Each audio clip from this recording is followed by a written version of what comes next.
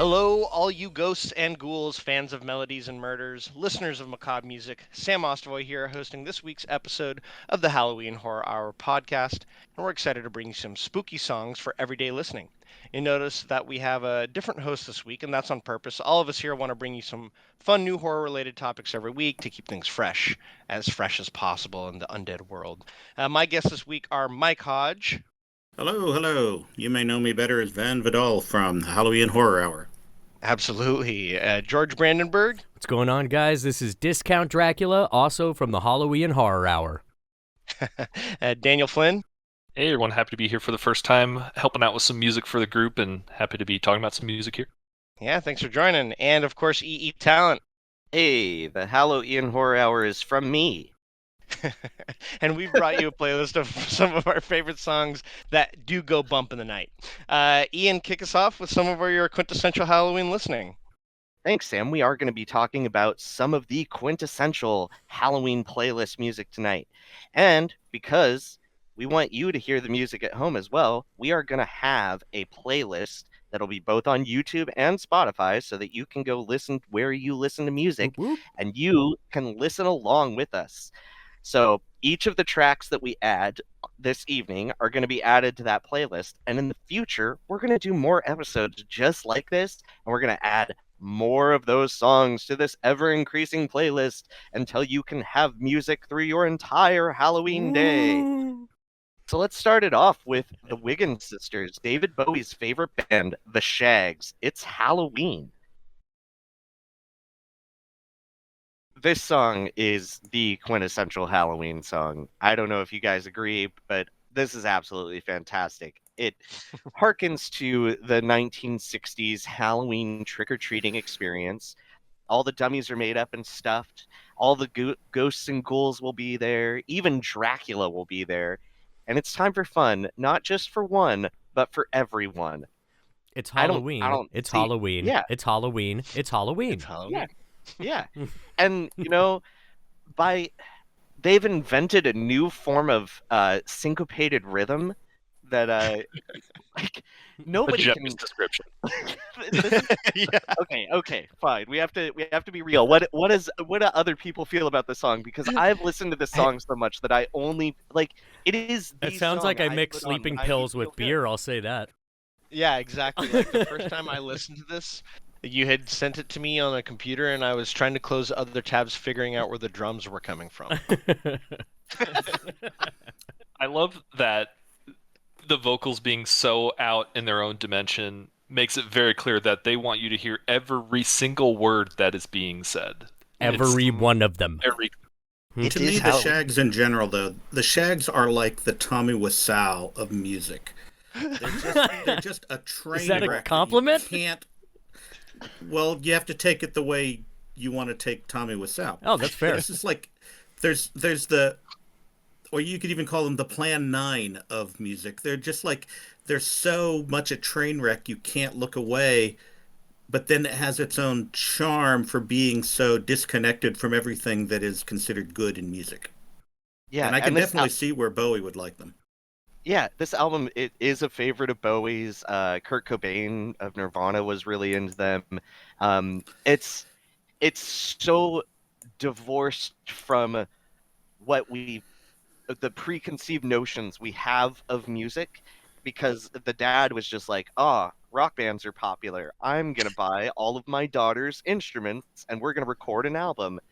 And it's so interesting. But the fact that they have a Halloween song that calls out such specific things, like, I do think the lyrics of this song are an actual, testament to the history of Halloween and why I love this holiday so much, is just all the different cultural aspects that they included were just so, on point.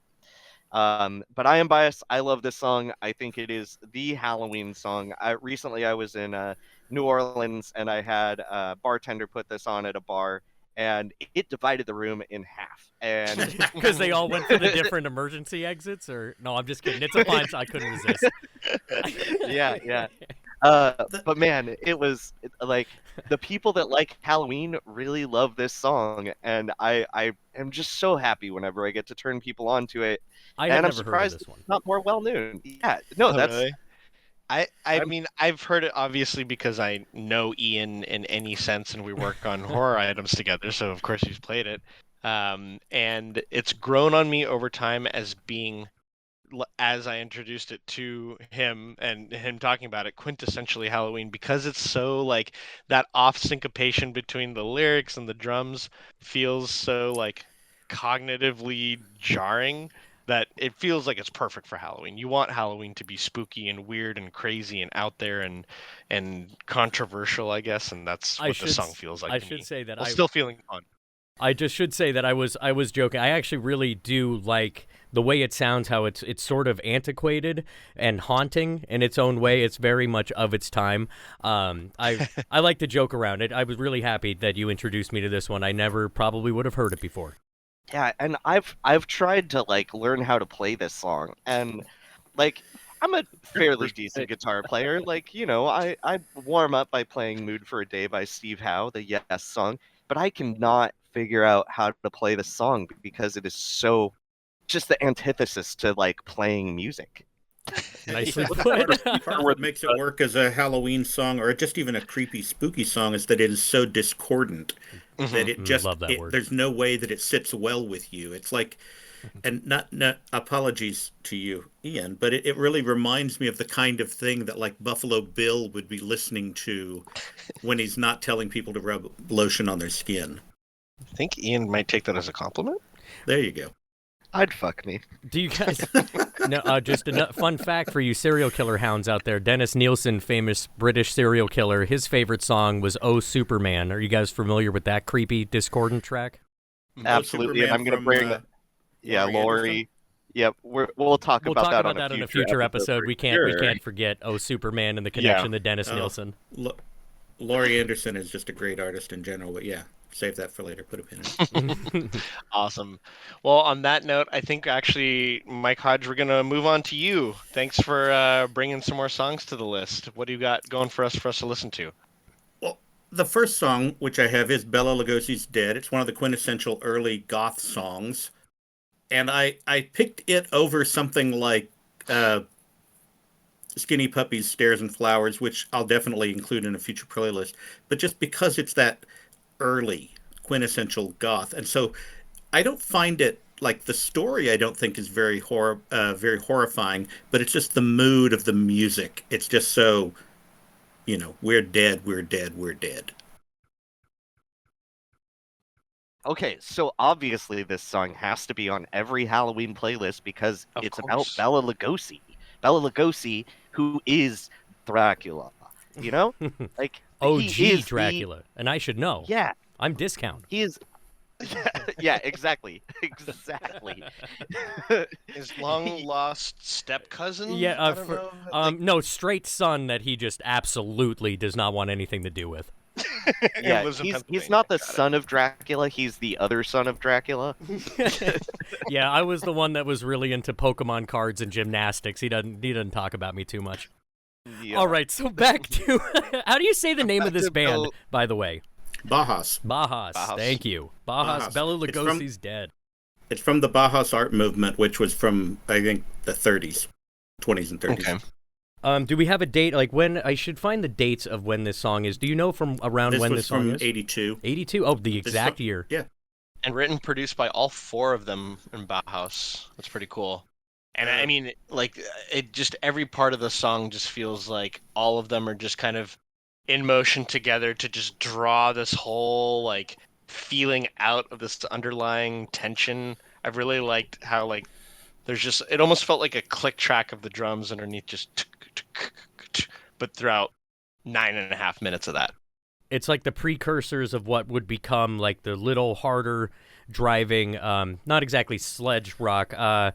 I guess it's called A lot stoner of rock. dark Whatever wave. whatever Caius is this feels like an early precursor to what that turns into. With Bajas, with, Susie and the Banshees and Sisters of Mercy and a lot of the, and The Cure, they really kind of morphed punk into goth. and of course goth split off into emo and whatnot. But it's just that whole dark wave that let's wallow in this cemetery for a while vibe.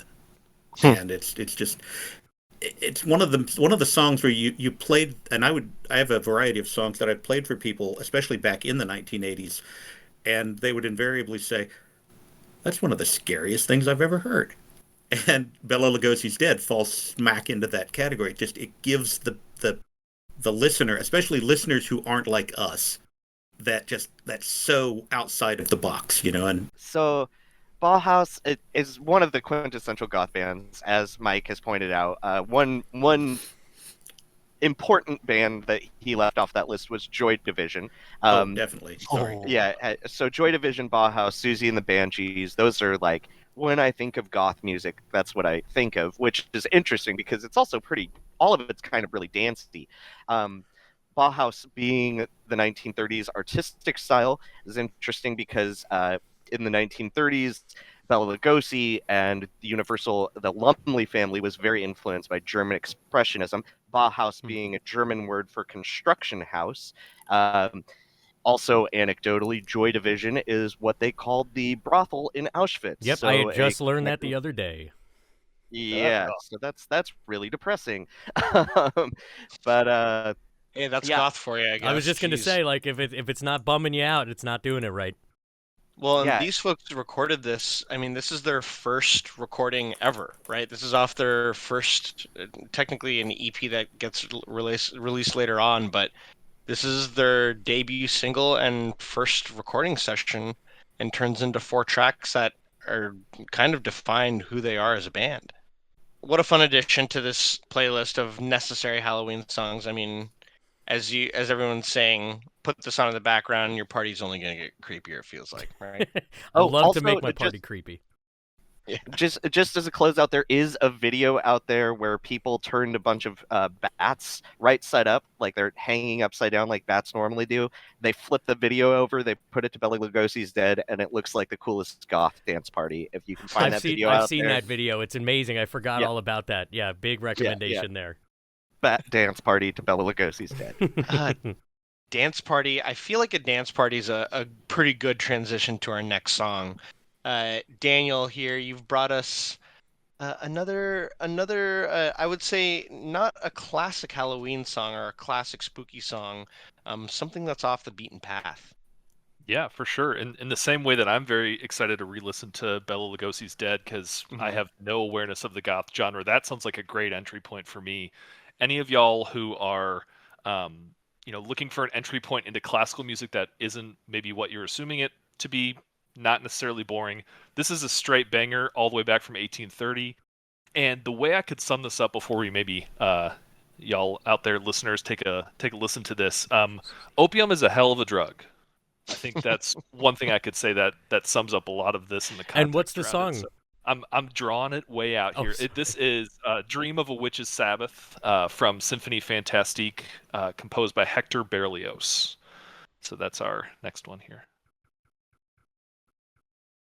All right, so "Dream of a Witch's Sabbath," clear motivic and textural things going on in this. I do want to read a little bit of the program notes. Obviously classical music. Oh, heck yeah. Love some programming notes. composers- Yeah, what's more nerdy than reading program notes from an opium addict from 1830? So I won't read the whole thing, but it leads off the composer's trying to tell us what he couldn't put into music and into notes and rhythms is, he sees himself at a witch's sabbath. The symphony's about a guy who is under the influence of opium, has a addiction, obsession to both opium, but also this object of his affection, this woman who is also a melody, kind of one and the same. Anyway, he sees himself at a witch's sabbath in the midst of a hideous gathering of shades, sorcerers, and monsters of every kind who have come together for his funeral. Skipping ahead a little bit, the beloved melody appears once more, but has now lost its noble and shy character. It is now no more than a vulgar dance tune. Skipping ahead, the Dance of the Witches combined with the Dies Irae. So 2 big themes you'll hear in this. You'll hear what's called the Idee Fixe. Basically, this is just a central melody, kind of like a leitmotif if you're familiar with Wagnerian opera, but each theme applies to a single character, so you hear a bunch of them throughout an opera, but the Idée Fixe is really the central melody throughout the whole symphony in this case. You hear that melody a lot. You hear it in clarinet, you hear it in violins all throughout the whole symphony, all over the place, gets transformed. Second of all, you hear the Dies Irae melody that you may hear in lots of other works. It's kind of a folk song about death, as you might call it. And what I especially love about this is that it's in these really low, thick instruments. In this case specifically, was written for the bassoon and the ophicleide. And no points off if you don't know what an ophicleide is. It doesn't really exist anymore. It's kind of a precursor of the tuba, and it's a French thing. We don't do it because it's not a good instrument. So you'll hear it today in bassoons. Those are two big melodies. You hear them just get tossed around, transformed, and then some real spooky stuff, some real interesting textures. What do y'all think? I really, really like this. Is the Idée Fixe, is that what we're hearing at the very beginning? Yeah, pretty close. It sounds like it's used like innocently, like everything feels really innocent at first, and by the end, listeners, I just told the guys, hey, hold on, I gotta listen to the last 20 seconds again because it's just too good. By the end, it's just so cacophonous and so like just a triumphant ending in almost one of the worst ways, because you can feel how it's not that melody is no longer being used for innocence. I think we have to call out kind of the elephant in the room here, is that this is actually the influence that Wendy Carlos and Rachel Elkind used for the score of the Shining soundtrack. So it's very explicitly attached to one of the most famous horror films of all time. First I've heard of it. It's most specifically the Dies Irae theme. Yes. The Dies Irae is the part that really influenced Wendy Carlos and Rachel Elkind. And Wendy Carlos, of course, wrote most of the scores for Kubrick films, Space Odyssey 2001, The Shining. Those very like heavy synth scores are by that composer, and the comparison is very obvious when you hear these two songs. If you're familiar with The Shining or you're familiar with this and you go to the other piece of music, you are going to see the similarities very, very clearly. Well, there's definitely an entire episode that could be done off of spooky Halloween-oriented classical music. I mean, there's the Bach Toccata and Fugue. There's Hall of the Mountain King. There's just tons and tons of... Bach. Those are the two big ones that people usually gravitate towards. So I'm glad we're actually starting off our classical music discussion with something a little different. The Dies Irae theme, though, that's definitely something that's been used in a lot of horror films, and I was specifically listening to the opening of The Shining in contrast to the Berlioz piece, and they just really spookied it up. So I mean, if you listen to the opening theme to The Shining, you're going to hear these themes, but they intentionally spookied it up even more. Yeah, what do you folks feel like turns it into? Like, could you take any movement within a symphony and try and turn it into something spooky at any given moment? I think or is so. it something you have to build over time? Yeah, like what do you feel like goes into that? Well, I mean, I can't say specific. Oh, you mean what goes into that? Well, I think, a lot of that isn't just on, the music itself. I think what makes something a classical piece for, if we're specifically talking about making an orchestral piece to be used in like a horror movie or something, that's also going to rely on the context of the movie, the adeptness of which it's shot and everything. And that's why, if anyone in the hands, I mean, I'm sure it can be used elsewhere, of course, but because it's in the hands of someone as skilled as Kubrick, he was able to do that. But in anyone else's hands, they could have a spooky hallway with no context. You know what I mean? Nothing. That's not exactly the scene. That was a bad example, but you get what I'm trying to say. Hey, James Wan made Tiptoe Through the Tulips by Tiny Tim terrifying. Wow, that was a tongue twister. I think if you're taking a piece of classical music and trying to make it spookier and scarier, fewer violins, more cellos, more of like a bassoon rather than a flute. The idea that it's lower and it's slower, and you can actually see that in modern music with, like, say, the innovations that Black Sabbath had between hard rock and proto metal, and the just the kind of looking at guitar tuning. So many harder metal bands will tuned down, not just drop D, but I mean they'll tune down like a Totally. whole step or a step and a half, and it's just like everything is lower and slower and just menacing. When you were listening to the Shining at the same time as like a back to back, the Shining soundtrack is a little bit slower, right? Yes, it is. Than It's very this menacing. one. Okay. Yeah, they build that tension through a slower tempo, which is pretty awesome. And I would definitely want to call out the genius of Wendy Carlos and her work with Kubrick. Of course. Yeah, orchestration's a huge part of this. I think the reason why those Wendy Carlos scores stick out is because, audiences at that time and still today don't expect a full score to be so clearly synthesized and so clearly kind of alien and off-putting.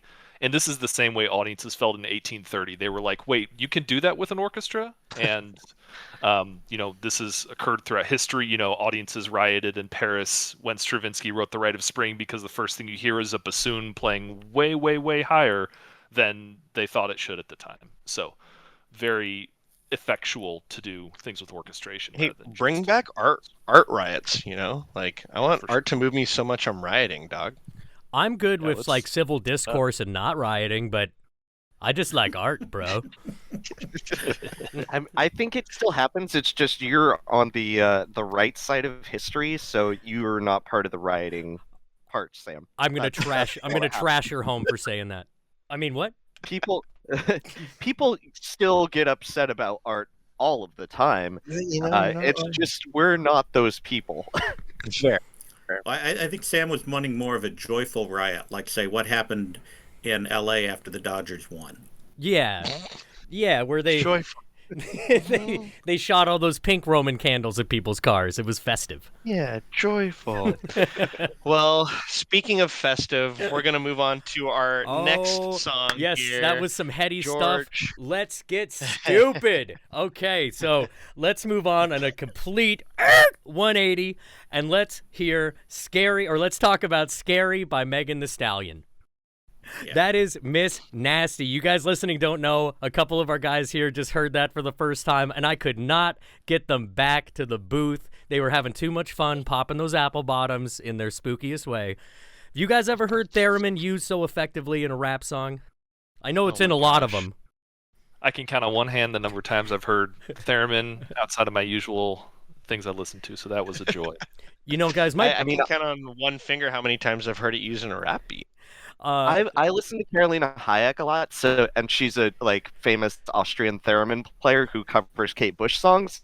So I'm probably a bit of an outlier on this, but this is the first time I've heard it in a rap song, and I think this is the first time I've listened to that much of Megan Thee Stallion, and that was wonderful. I'm gonna have to check this out. Yo, that whole album. This is from her album Traumazine. And Mike, you were mentioning she has a song about mental health on there. I want to say a couple things about Megan Thee Stallion while I have you guys, but I'm trying to get the name of that song. Anxiety is the song by Megan Thee Stallion about bad bitches having bad days too. You got to listen to it. I think she's just like, as a lot of people who already listen to her know, she's been a pioneer in the rap space overall for quite a long time, and has had to deal with like quite a lot of misogyny in the game. So anytime her music is fantastic. So anytime I see her pop out with some real stuff, Which it's pretty that's awesome. the Especially lyric in Scary. the song. Every time she pop out, it gets scary for you hoes. That's the message here, guys. Yup. Don't pop out on Megan Thee Stallion because it'll get scary for you hoes, not her. You hoes. Yeah. That this song was definitely much more of a Halloween song. A lot of the symbolism in it. For sure. Red bottoms on my feet, Bloody Mary on my toes. But Thick-thighed nightmare. Yeah. the thing that I find funny is that the scariest song she's put out, normal people who don't listen to music with intent, is WAP. That just scared the heck out of a large portion of society. It did. They The took it idea as a of- sign that what's the world coming to when WAP's on our radio? But I mean, not to get too far away from this song, but I mean, the idea that Megan Thee Stallion is such a staunch supporter of women's empowerment and the idea that women's sexuality is valid. Yeah, And, love that. Thank you you. can listen to tons of rap songs that are men doing all sorts of things. I think you hear it a little bit in the Tech Nine song, that it's men doing things to women in a way that our society is like, oh yeah, fine. But Megan Thee Stallion, she's going to flip that. She's going to put it right in your face and wiggle it around. That was great, Mike. I really appreciate your input on that. For me personally, I also appreciate that she is on the side of the nerds. She's big into cosplay. She does conventions and things like that. And as you guys might have seen in the chat, I showed her 2025 Halloween costume. Ian, I feel like on the top of your head, you would know the name of that gremlin from that movie that she's dressed. It's Greta. Greta, It's yep. Greta. Knew it. Yeah. Didn't even have to think. Immediate. Well, I don't have too much to say on the history of that song or Megan Thee Stallion. I'm just, I'm so glad that you guys feel the same way as me. That she's one of the queens. I love her. What else can you say? Overall, great, and a great listen. Definitely a great addition to any spooky playlist. Well, She's gonna scare you when you go to those playlists. Happy to be introduced to this song. Say my name like Candyman, and bitch, you know I'm there. Yeah. Good segue. Amazing. Yeah, fantastic segue. Ian, you've got our next spooky song. What do we got So I pulled in a straight banger of a song. This is Chariot of the Pumpkins by John Carpenter and Alan Howarth from Halloween 3 Season of the Witch. So, Halloween 3 Season of the Witch is the second best Halloween movie. I often say that there are only 2 good Halloween movies and only one of them has Michael Myers in it. I take that back a little bit these days, but for a long time that is how I felt. Season of the Witch is his of course, favorite. you know what? I am actually a huge apologist for Rob Zombie's Halloween 2. I think that, and I like Halloween Ends more than Halloween or Halloween Kills in the 2018 David Gordon Green trilogy. But this song is, I believe, the last time John Carpenter was working on the score for any of these movies because he was totally out of the Halloween game by the time Michael Myers returned in Halloween 4. John Carpenter, of course, wrote the scores for a lot of his films. He still performs a lot of his music, puts out a lot of lost themes, and this is just his synthy style. And him and Alan Howarth really created a banger for that just really builds the intensity of this movie about a killer Halloween mask company. Yeah, I just love it so much. There's a lot of context I could talk about. We will eventually talk about the Halloween score, I'm sure, because we'll talk more about John Carpenter every time we do one of these, I imagine. But what do you all think? Yeah, Ian, it's actually not the Chariot of Pumpkins. It's Chariots of Pumpkins. Right, it's the sequel of the Multiples. sequels. Plural of plurals. Chariots of Pumpkins, the streets. No. I mean, you can't get more of a Super fun. quintessential soundtrack for Right? that sound. Exactly. It's Unless you very go back much, to Halloween 1, but yeah. we were discussing while we were listening, and the lasers come in, and just it's so. Daniel, you were saying it's like so bad it's good. It's authentically under realized in the best kind of 80s way. I just love it. It definitely reminds me of what was probably an inspiration, the Chariots of Fire music. That's kind of like almost how it sounds like, but then they put it in like the minor, so it's like instead of dun dun dun dun dun, it's dun dun dun dun dun dun. Like it brings you down a notch. But I mean, I really do like a lot of John Carpenter's theme work. I'm particular to the theme for Escape from New York, which I just love that whole movie. But and also a very little known John Carpenter piece. It's more of a country and western thing. Benson, Arizona, that he did for Dark Star, his first directorial movie. But no, he's a great musician, great themes. It is kind of creepy, but kind of cheesy, which I think really fits into the Halloween 3 vibe. Cheesy in the best way. Ian, do you feel like this kind of song is pervasive to other like movies or other media outside of just this IP? Does it influence a lot of things? I mean, I think John Carpenter overall as a composer really influenced a lot of filmmakers. even if you are watching the Halloween Horror Hour, we have a score that was written by Kyle from Sonyphone Records, and much of that is heavily influenced by John Carpenter. If you watch our end credits on that show, you'll hear that score. And Stranger Things, like the opening credits for Stranger Things, pretty much everything Kyle Dixon does. There's a whole genre of music called horror synthwave, Cluster Buster, those kinds of groups, all heavily influenced by what John Carpenter did with his films, Big Trouble in Little China, The Thing, which he partnered with Ennio Morricone on, Prince of Darkness, this, and eventually we'll talk about the original score from the 1978 Halloween.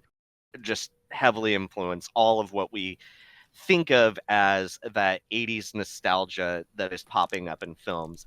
Ty West's House of the Devil, all of those scores are really trying to capture this vibe.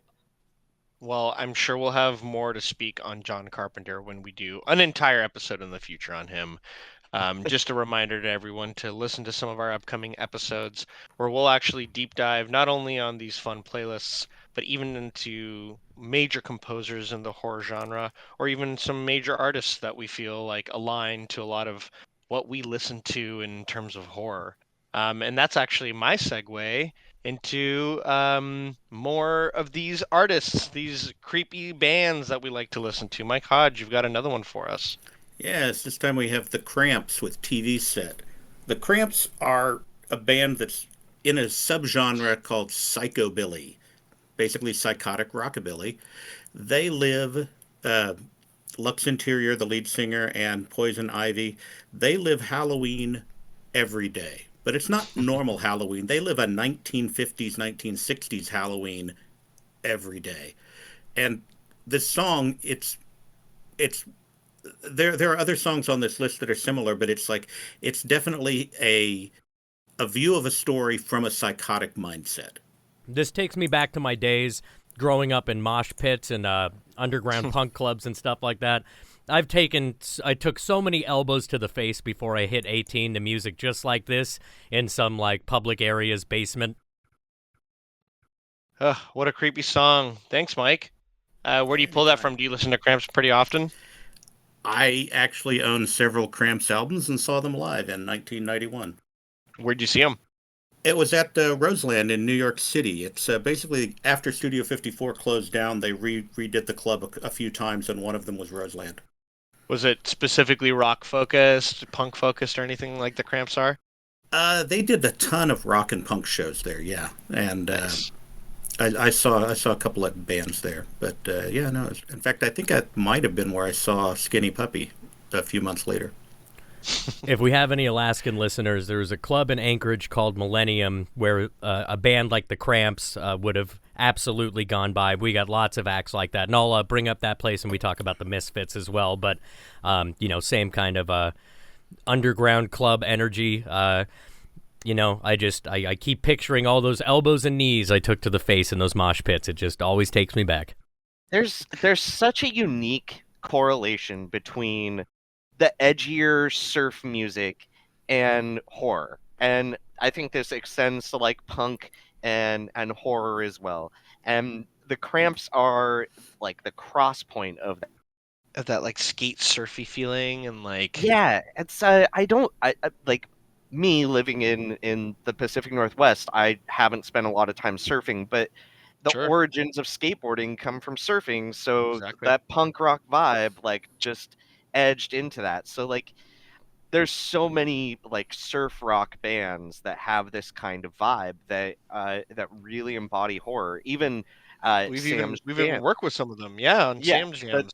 the Delstroyers. You Love can it. see their music video for Bats Forever on the Halloween Horror Hour. But even just the intro part where Sam is playing the drums, Oh yeah. that is a Delstroyers song. So, but I love the Cramps. The Cramps have so many amazing songs, and TV Set, man, this is a vicious song. Decapitating somebody and putting their head in the TV set, using their eyeballs as the dials.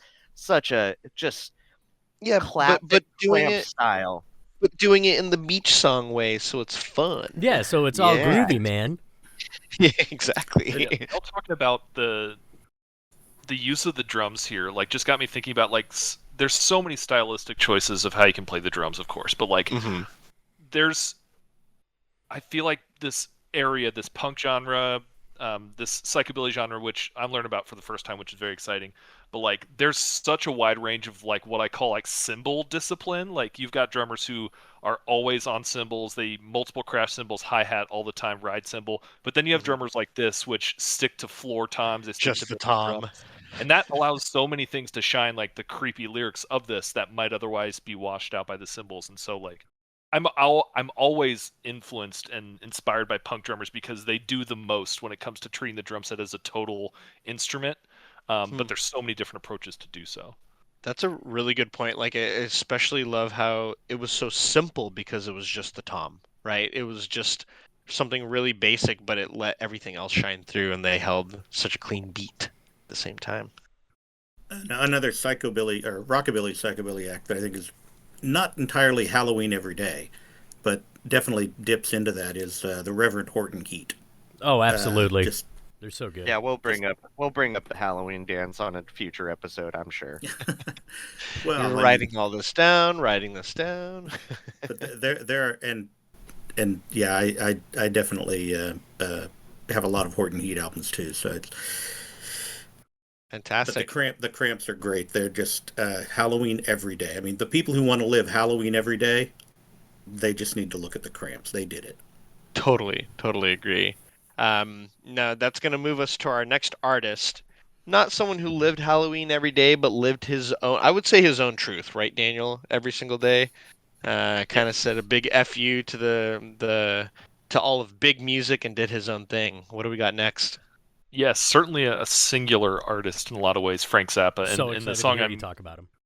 yeah, it's one of my favorites for sure. And the song I'm bringing here is "I'm the Slime," which is actually a great segue from the last song we listened to, TV Set, because "I'm the Slime" is all about, at the time the song was written, about uh, role of media and especially TV in indoctrinating and influencing people. And Frank Zappa died in the 90s without even getting to see kind of the next level that we've gotten to with social media and now AI. So I think listening to this one, I think for me I get something new from it every time in terms of social commentary, but it's also really freaking great. I'm grooving The out to guitar it solo right at the now. end of this song is just unbelievable, one of Frank Zappa's best.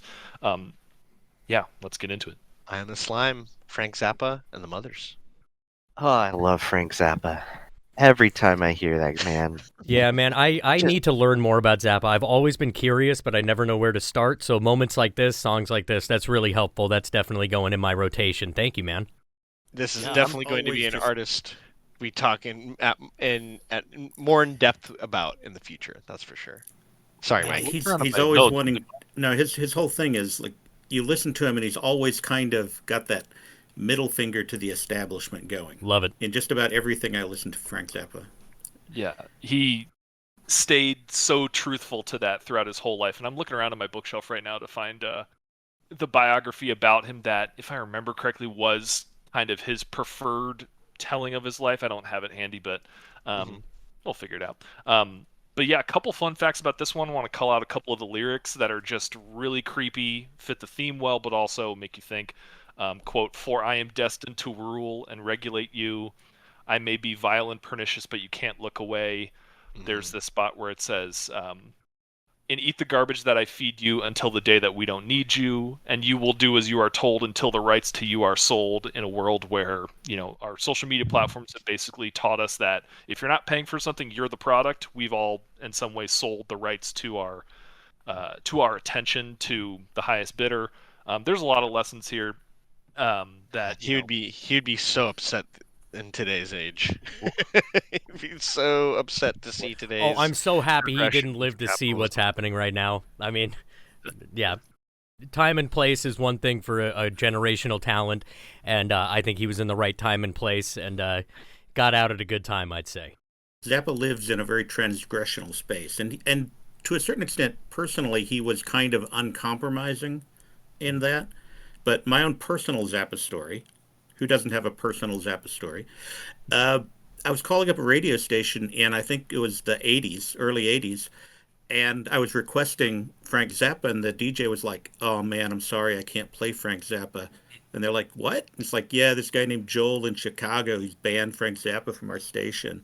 And it's like, it's just corporate radio, just hated Zappa. Oh, dude, I worked in radio a long time. I got stories like that for days, which we don't need to get into that now. But so many times, man, it's a horror show, and the whole business is gone now. So jokes on them. Yeah, there's a lot to say about even after Frank's passing, his family very protective of his work, which those of you who are not familiar stretched across from this kind of hard rock blues that started with the Mothers of Invention, through his solo work, which became more experimental, through a lot of his orchestral work that strayed somewhat into jazz. So but going back to his family, the Zappa Family Trust is heavily lawyered and heavily powerful. It's very hard to arrange their music. It's very hard to transcribe their music. And I think for good reason, I think Frank had a sole vision of what a lot of this should look like. At the same time, the other bit about this is that he treated his people really well. He hired great musicians. He recognized their talent, and did the I guess you could call it the chorus of this. Kind of the answer to the question that the song mentions in the first half. What is the slime? It's your TV set. During that whole section where it's saying "I'm the slime" over and over again, you're actually hearing Tina Turner and the Ikettes there.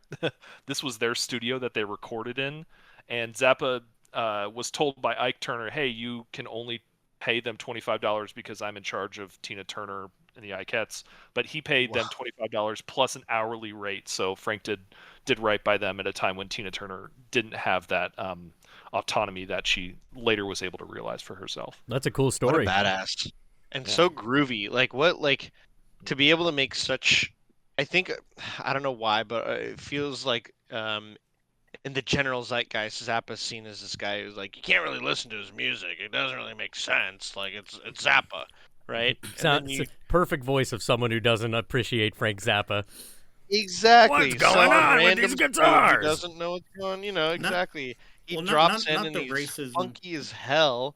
Not the racism and sexism, but Zappa's kind of like H.P. Lovecraft. H.P. Lovecraft can be hard to read, but he has influenced so many people that produce things that people find easy. That's a good comparison. Now, listening to this song, it's like, oh, there's like some little kind of lyrical jumping around that da da da da da da that Zappa will use in a lot of songs, and I don't know if it's some kind of just thing that he liked to hear, so he put it in a lot, but it's just I was recognizing little pieces of Zappa that even if I had never heard the song, I'd listen to it and go, "Oh, Zappa." Oh, really? Yeah.